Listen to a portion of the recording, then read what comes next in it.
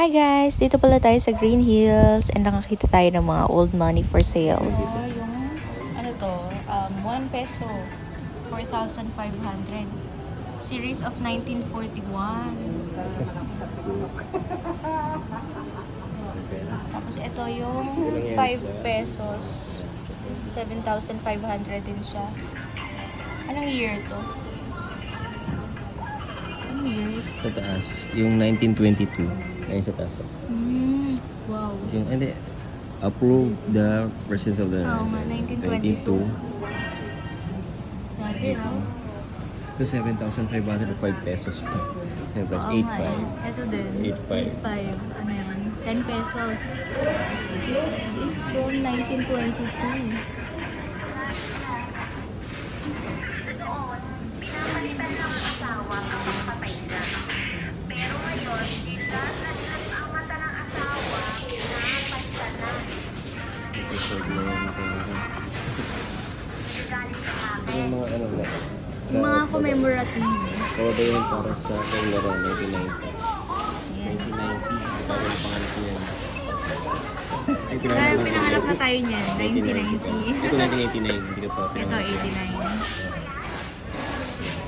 Parang may mga ganyan ako eh. Or si ate.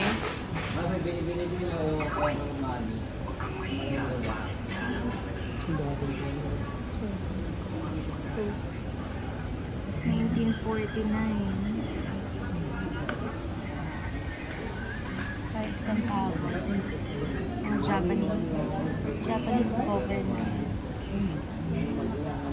10 pesos. Japanese government.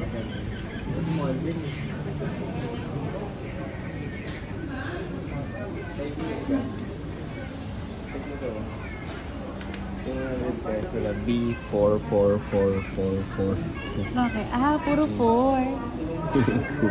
Oh, ano, kakaiba. Kasi ano siya, kakaiba, gano'n. Mga unique na. Mga unique.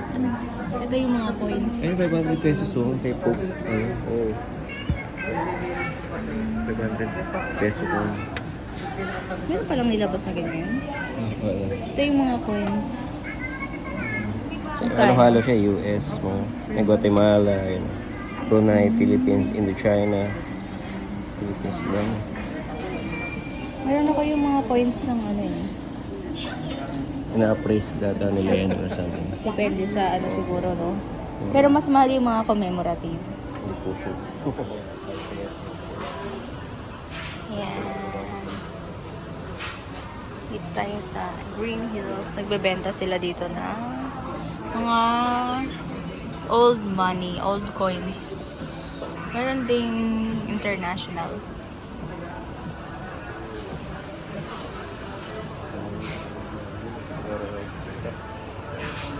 Meron ding dollar. Mga commemorative. Organized from US. Dollars. Yung mga prices. Pwede mo 10 dollars sa 70 pesos ba? 50 pesos. 170. 30.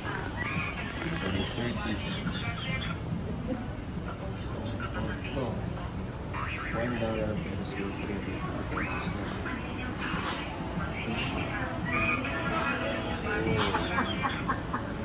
Oh, this 5 peso. Bumibili din kayo dito ate ng mga ganito? Bumibili din po kayo ng mga ganito? Sila ng mga... Yung binibili niyo mami dito yung ano, mga